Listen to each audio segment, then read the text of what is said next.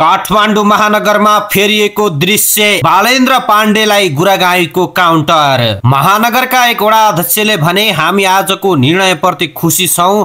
उहाँलाई कार्यपालिकामा कसैले प्रश्न सोधे त्यसको पनि जवाब दिन्छौं, तर कार्यपालिका हुनु पर्यो। करिब 6 महिना हुन लाग्यो काठमाडौँ महानगरपालिका प्रमुख बालेन शाह र प्रमुख प्रशासकीय अधिकृत सुरोज गुरागाई बीच भेट भएको छैन। काठमाडौँको टावरको विवादमा गत 8 पुसदेखि विदामा बसेका गुरागाई जब 103 दिनपछि पुनर्गमन गरे, त्यसपछि त उनीहरू बीच देखिने गरी शक्ति संघर्ष नै सुरु भएको छ। गुरागाई 21 चैतमा बालेनको असन्तुष्टिकै बीच तनावपूर्ण अवस्थामा कार्यालय हाजिर गरेका थिए। महानगर निकट स्रोतका अनुसार त्यस यता मेयर बालेन र प्रमुख प्रशासकीय अधिकृत गुरागाई बीच प्रत्यक्ष भेट मात्र होइन, सामान्य बोलचाल पनि भएको छैन।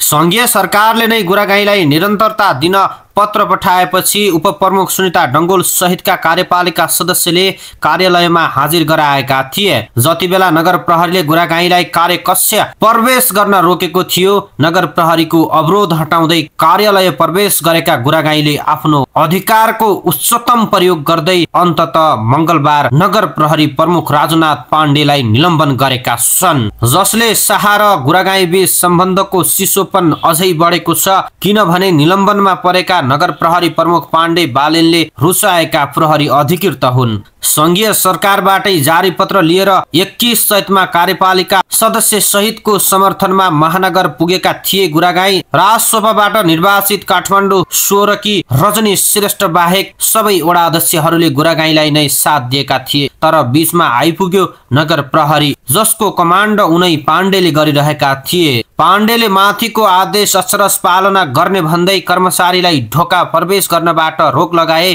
त्यसपछि भने पाण्डे र गुरागाई बीचको विवाद झाङ्गिएको थियो। कार्यालयको सुरक्षाका लागि जेसुकै गर्ने भन्दै पाण्डेले प्रमुख प्रशासकीय अधिकृतको ढोका अगाडि धर्ना नै दिएका थिए, जुन तनाव उपप्रमुख डंगोल आफै पुगेर सम्य बनाएकी थिइन्। त्यति बेला विभागीय प्रमुखलाई दुर्व्यवहार गरेको भन्दै पाण्डेको आलोचना पनि भएको थियो।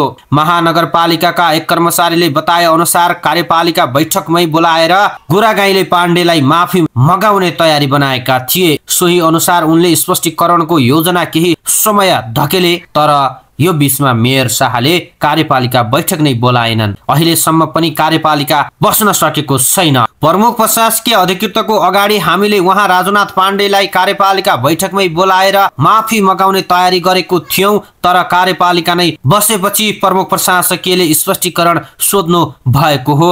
एक अध्यक्षले भने, कार्यपालिका नबस्ने थाहा पाएको भए अहिले स्पष्टीकरण सोध्नुहुन्थ्यो। पाण्डेलाई सोधिएको स्पष्टीकरणमा अनुशासनहीन भएको उल्लेख थियो। गुरागाईले सोधेको 7 बुँदे स्पष्टीकरणमा कर्मचारीका रूपमा पालना गर्नुपर्ने आचरण तथा अनुशासन समेत पालना नगरेको सञ्चार माध्यममा अनघृणित बयान दिलाएको उल्लेख थियो। यस्तै महानगरका जनप्रतिनिधिहरूसँग मुखमुखै लागि अमर्यादित व्यवहार देखाएको पनि गुरागाईले सोधेको स्पष्टीकरणमा उल्लेख थियो। उनले स्पष्टीकरण सोधेको 6 दिनमा 12 जेठमा स्पष्टीकरण बुझाएका थिए।